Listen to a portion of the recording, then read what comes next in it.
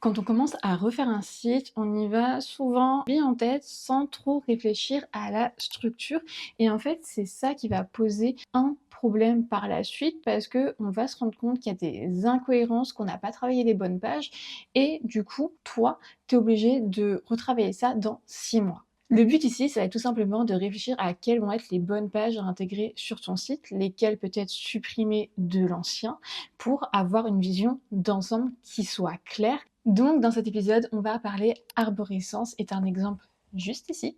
On va travailler en tout cas la structure, l'architecture de ton site internet. Globalement, il y a 2 comparaisons que j'aime bien. Dis-toi que l'arborescence de ton site, c'est un peu ton arbre généalogique ou alors c'est comme faire les plans de ta maison avant de la construire. Si tu construis une maison sans faire de plan, tu donnes pas cher de ta maison et surtout, tu donnes pas cher du résultat en termes de est-ce que ça me convient ou est-ce que ça me convient pas et que tu aies envie de faire des modifications. Là, on sait où sera la salle de bain, où sera la cuisine, le salon. Ici, ce qu'il faut savoir, c'est que cette partie arborescence, on peut la faire en plusieurs fois. Dans cet épisode, on va se concentrer vraiment sur le listing des pages, mais on pourrait très bien, et c'est ce qu'on va faire dans le prochain épisode, reprendre cette arborescence, commencer à intégrer les différentes sections qu'il y aura dans chaque page pour ensuite se faciliter en tout cas la rédaction des pages. Donc vraiment, le but c'est que ce soit évolutif et moi ce que j'aime bien c'est que c'est un outil, un document que tu peux reprendre petit à petit par la suite dans 6 mois quand tu veux faire le point sur ton site. Va dessus, vois ce qui marche, ce qui ne marche plus, ce qui doit être changé et en fait avant de te lancer là-dessus, moi, ce que je te conseille, c'est à la limite de reprendre ton site actuel, de créer l'arborescence, t'en fais une copie et après, tu vois ce que tu supprimes, ce que tu ajoutes, bref, les changements que tu vas faire. Mais c'est super bien d'avoir un document et d'avoir une vision d'ensemble. En général, sur les sites internet, on voit souvent 2 erreurs. Une des erreurs, ça consiste à mettre beaucoup, beaucoup, beaucoup trop de pages et en fait, ton visiteur, tout simplement, il est perdu, il sait pas où il doit aller, ce qu'il doit faire comme action. Bref, il perd du temps et lui, ce qu'il veut pas, c'est perdre du temps. Il est venu sur ton site pour une raison. En général, quand tu es prestataire de service, c'est que la personne a un problème à résoudre, donc il cherche la réponse à son problème. Donc toi, tu dois être capable de lui dire clairement et de lui montrer clairement comment tu résous ce problème et organiser tes pages de la bonne manière, ça va l'aider à trouver les réponses et des solutions pour ensuite faire appel à toi. Une autre chose, c'est qu'à l'inverse des sites qui ont trop de pages, on peut aussi avoir des sites avec peu de pages. Alors, attention à ça parce que je suis pour les sites qui ont peu de pages. Le problème, c'est que parfois, on a tendance à vouloir tout dire au même endroit ou alors à mélanger toutes les informations dans peut-être 2 pages. Ce qui fait que ton utilisateur, il est perdu. Donc, comme avant, s'il ne sait pas où il va, s'il n'arrive pas à trouver l'information, eh bien, tout simplement, il te dit bye bye, il file chez tes concurrents, il revient pas chez toi. Donc, un site, ça peut être simple dans la structure. Moi, je suis totalement pour là-dessus. On n'a pas besoin d'en faire des tonnes, on n'a pas besoin d'avoir 50 pages. Juste, il faut avoir les bonnes pages pour ton utilisateur, ton visiteur. Et finalement, en définissant bien ton arborescence, tu vas aider ton visiteur à naviguer dans ton site de manière fluide. Et puis toi, tu as vraiment un regard global sur tout ce qui se passe dans ton site, sur toutes les pages qu'on peut y trouver, et tu y vois plus clair. Avant, par contre, de te lancer dans le retravail de cette arborescence et de la structure de ton site, il y a quelques questions que tu peux te poser pour poser tes bases, pour y voir plus clair et savoir vraiment quelles pages seront plus pertinentes pour toi. Dans un premier temps, tu peux déjà te demander en fait, il sert à quoi ton site? Est-ce que tu veux vendre en ligne? Est-ce que tu veux présenter ton activité et du coup donner envie aux personnes qu'elles te contactent pour ensuite vendre tes services? Est-ce que finalement ton site c'est comme une carte de visite mais en ligne pour donner un peu d'informations et quand les gens viennent te contacter par exemple, je sais pas, sur LinkedIn, sur Instagram, les renvoyer vers un endroit où tout est regroupé? Ou encore, est-ce que ton but avec ton site, c'est de remplir ta mailing list et donc peut-être te présenter tes différents freebies, tes différentes ressources et de développer d'autres canaux par la suite de communication. On en a parlé dans l'épisode précédent, mais connaître ta cible pour parler de ses douleurs, de ses problématiques, ça me paraît indispensable. Une autre chose que tu peux te demander, c'est quelle action doit faire ton visiteur sur ton site. Est-ce qu'il doit prendre rendez-vous en ligne? Est-ce qu'il doit remplir le formulaire de contact? Est-ce qu'il doit laisser son adresse mail pour augmenter ta liste email? Ou est-ce que tout simplement, elle doit passer à l'action d'acheter chez toi si tu vends une formation en ligne? En fonction de tes réponses, en fait, le parcours de navigation qu'on va créer pour ton utilisateur, ton visiteur ne va pas être le même. Un autre point à réfléchir, c'est quel problème ton site y résout pour toi, pour ton entreprise, comment ton site sert ton entreprise, comment il est utile à ton entreprise. Avoir un site juste pour de la déco où personne ne va, ça ne sert à rien. Donc comment tu intègres ton site dans ton tunnel de vente, dans le parcours de tes clients, de tes prospects, comment ça fonctionne avec tes autres supports de communication, ta manière de faire et à quel moment les personnes atterrissent en fait sur ton site. Donc ton site peut avoir comme objectif d'augmenter ta visibilité, de te permettre d'arrêter de répondre aux questions trop fréquentes, par exemple en DM Instagram. Tu peux comme ça faire à la limite un petit vocal et renvoyer vers ton site qui explique tout en détail, par exemple ton offre ou ta manière de faire. Ça peut être aussi le moyen d'augmenter ta valeur perçue, ta crédibilité auprès d'autres personnes. Déjà, avant de travailler ton arborescence, quand tu commences à répondre à ces questions-là, tu sais à peu près quels vont être les points importants. Parce que je le répète, mais le but, c'est vraiment que ton site internet, il serve ton entreprise, que ce soit pas du tout un boulet que tu traînes derrière toi en mode c'est la cata, ça m'énerve, ça me saoule, je sais pas quoi en faire. On veut un site vraiment qui te soit utile. Après, quelle que soit ton activité, on a vraiment des pages qui sont indispensables. Pour moi, il y en a 4. On commence avec la page d'accueil, elle est présente sur tous les sites et c'est vraiment pour moi la page qui donne envie d'aller découvrir les autres parties de ton site. En fait, c'est un peu comme un sommaire dans un livre, on sait ce qu'on va retrouver ailleurs et on nous dit où est-ce qu'on peut aller, à quel endroit on retrouve les autres informations avec les CTA. Donc on facilite en tout cas la navigation. En général, sur cette page-là, on retrouve des sections, on va expliquer un peu ton positionnement, on va retrouver une section pour mettre en avant peut-être ton offre ou tes offres phares, un petit mot sur toi, peut-être on peut retrouver une section sur ton blog, mais nous donne envie d'aller découvrir un peu les autres endroits.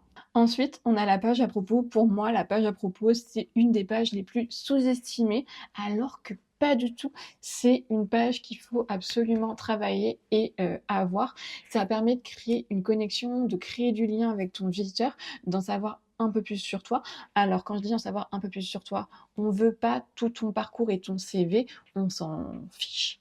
Mais on veut en tout cas se sentir compris, se dire ah mais en fait c'est avec cette personne que je veux travailler, cette personne et pas une autre.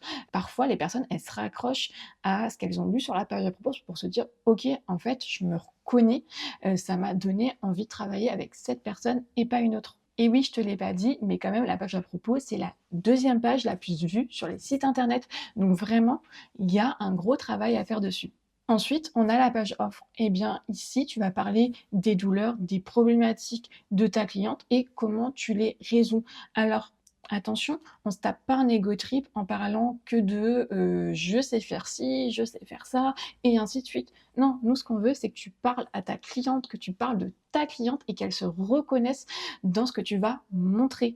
Donc, toujours focus sur la personne à qui tu t'adresses. Toi, j'ai envie de dire, c'est anecdotique. C'est pas forcément ce que tu as envie d'entendre, mais tu n'es pas le personnage principal de l'histoire. Ici, le personnage principal, c'est ton client, ta cliente. Ensuite, on a la page de contact. Le meilleur moyen, c'est de faire simple mais efficace comment tu veux que les personnes te contactent. Formulaire, prise de rendez-vous en ligne. Bref, choisis la meilleure solution pour toi et fais en sorte que ce soit clair pour ton visiteur, ton utilisateur. Dans les autres pages que tu peux ajouter sur ton site, on peut très bien avoir une page blog avec des articles ou une page de ressources. Par exemple, si tu crées souvent des freebies, ça peut être un moyen de les mettre en avant et d'inciter les personnes à s'inscrire à ta liste email en échangeant un mail contre un outil. Ça peut être pas mal. Ensuite, on a tout ce qui est témoignages. Je ne conseille pas de faire une page vraiment où tu as que les témoignages texte et écrit. Tu peux intégrer des témoignages, des preuves sociales dans les différentes pages. Après, ce qui peut être bien, c'est de créer des témoignages, mais sous forme d'études de cas. Comme ça, tu présentes le cas de ton ou ta cliente, le problème qu'elle avait au départ, comment vous l'avez résolu. Ça permet de montrer après son témoignage écrit, si tu peux, de mettre des images, ce qui a été réalisé, ou en tout cas de détailler un petit peu plus. Et quand quelqu'un veut travailler avec toi, qui n'est pas forcément sûr, tu peux également donner le lien de cette page pour que la personne puisse se projeter. Donc c'est fait 2 en 1, crédibilité, confiance, et on retravaille de manière plus détaillée tous ces témoignages pour pas juste avoir une liste de mots sympas entre guillemets qui servent pas à grand chose. Vaut mieux avoir des études de cas, alors certes moins nombreuses, mais qui soient plus utiles derrière. Ensuite, selon ton activité, tu peux très bien avoir une page pour ta ou tes formations, une page pour présenter ton podcast. Bref, ça va dépendre de ce qu'il y a dans ton activité, dans ton entreprise. Pour faire ton arborescence, tu peux le faire de la manière la plus classique qui soit. Ça peut être papier, stylo, ça marche parfaitement. Après, il y a d'autres outils. Moi, j'utilise Figma Jam. Je trouve que c'est simple d'utilisation et assez pratique. Sinon, tu as Miro, Whimsical et tu peux même le faire sur Canva. Bref, prends l'outil avec lequel tu te sens à l'aise. L'outil ici, c'est pas vraiment la question. On veut juste comprendre l'architecture et la structure de ton site. Donc, pour cet exemple-là, ce que j'ai fait, c'est que j'ai repris la structure d'un site actuel où on a notre page d'accueil, depuis laquelle on peut accéder à une page de service où on a tous les services qui sont détaillés. On a une page de galerie qui est une galerie photo, notre histoire qui se résume à une page à propos, une page FAQ et une page de contact. Donc là, ce qu'on pourrait dire, c'est ok, c'est fait de cette manière-là, mais mon site actuellement, il ne me sert plus, il est plus utile pour moi. Ce que je voudrais, c'est être trouvé de manière plus facile localement sur les villes où j'interviens, où je peux aller, mettre plus en avant les offres que j'ai, mes services, et également tout simplement transformer mes témoignages en étude de cas, c'est-à-dire pour aider les personnes à se projeter concrètement sur qu'est-ce que je fais ou comment on le fait, qu'est-ce que ça rend, et pour des demandes similaires, qu'est-ce qu'on a pu construire, qu'est-ce qu'on a pu créer. Donc ça, c'était la structure de base du site actuel. Et ensuite, je t'ai mis ça là, on peut avoir une structure comme ça. On peut tout simplement avoir gardé notre page d'accueil, notre histoire, et après, en fonction, on peut très bien avoir une page, par exemple, sur la personne qui a créé l'entreprise, si on a un enjeu, par exemple, de visibilité, où la personne a peut-être beaucoup de réseaux, où la personne peut être cherchée sur Internet, et du coup, avec son nom et prénom, on peut tomber directement sur cette page-là. Donc, il peut y avoir un intérêt là-dessus. On peut ensuite présenter notre offre 1 et dans notre page d'offre 2, soit on peut avoir une section offre 2 et après avoir 3 pages différentes qui seront bien détaillées, ou on peut se demander, ok, on a une page offre 2, mais à l'intérieur, on aura une section pour nos événements, par exemple, luxe, corporate, et privé. Donc ça, c'est des choix à faire, à réfléchir en fonction de ce qu'on veut faire, de la manière qu'on a. Il n'y a pas qu'une solution en général, donc c'est là aussi qu'il faut réfléchir à tout ça. Ensuite, on a un onglet références. Ici, c'est comme un portfolio, mais on va se servir de cet onglet références pas seulement pour mettre des photos. Le but, c'est de créer une page étude de cas par événement pour montrer tout ce qui a été fait, tout ce qui a été réalisé, la satisfaction des clients. En fait, détailler un maximum, ça permet de donner confiance, d'aider les personnes à se projeter et c'est également une preuve sociale.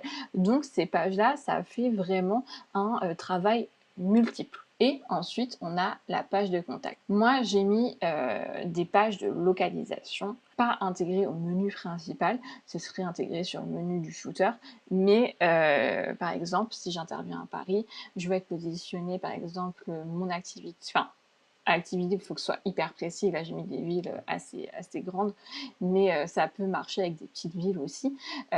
Paris, Genève, Londres et Barcelone.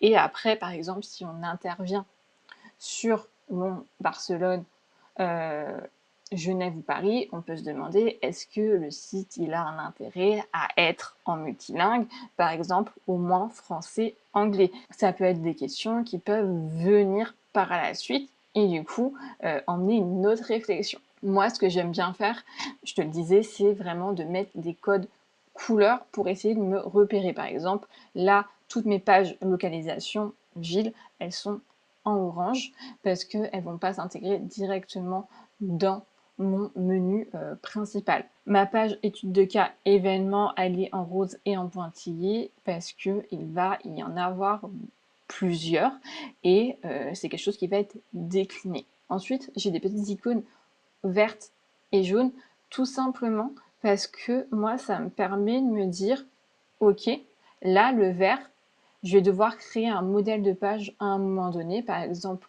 si j'ai une page pour le luxe, une page pour mes études de cas et une page de localisation par ville.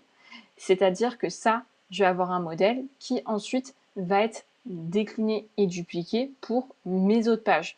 Donc, c'est pas forcément 3 pages différentes en termes de design. C'est des pages qui vont reprendre les mêmes designs, les mêmes codes. Donc, ça me permet d'avoir cette vision-là et de me dire, OK, je crée la première page et ensuite, je peux l'enregistrer un modèle pour m'en servir par la suite. Donc, ton arborescence, elle peut aussi te servir à ça par la suite quand tu vas faire le design. Mais déjà, tu vois qu'on a une vision plus claire, plus fluide et qu'on voit à quoi le site va ressembler sans pour autant rentrer dans les détails. Ce que tu peux faire dès maintenant, c'est commencer à lister les pages de ton site sous forme d'arborescence tel qu'il est là, maintenant, à l'instant T. Ensuite, pose ça et reviens-y demain ou un peu plus tard. Et là, tu vas pouvoir commencer à réfléchir quelles sont les pages importantes à garder, quelles sont celles qui doivent être transformées, quelles sont celles qui doivent être supprimées. Ce que je te recommande, c'est de copier-coller l'arborescence que tu as fait et après de commencer déjà, sans forcément bouger les blocs, à mettre un peu de couleur. Comme ça, enfin, moi qui suis visuelle, ça m'aide à peu près à trier, à organiser tout ça. Tous ces choix, en fait, ils dépendent de toi, ton entreprise et la stratégie que tu veux adopter avec ton site. Vraiment, ces choix, ils dépendent de toi, ton entreprise. C'est pas parce qu'une personne a fait certains choix que tu dois les appliquer pour toi. Ce qui marche pour quelqu'un ne va pas forcément marcher pour toi. Donc, demande-toi vraiment comment ton site peut servir ton entreprise, quelle est son utilité. Et le fait de travailler cette structure, cette arborescence, ça te permet d'y aller aussi étape par étape après dans la construction et de pas vouloir faire tout en même temps ou d'être perdu. Là, en fait, ça te fait un mini plan d'action et de priorité. Si la vidéo t'a aidé, tu peux laisser un petit like juste en dessous et t'abonner. Et je te mets en description le template Notion où je mets toutes les informations liées aux épisodes pour que tu puisses avancer tranquillement dans la refonte de ton site internet. Et on se retrouve la semaine prochaine pour parler rédaction des textes de ton site.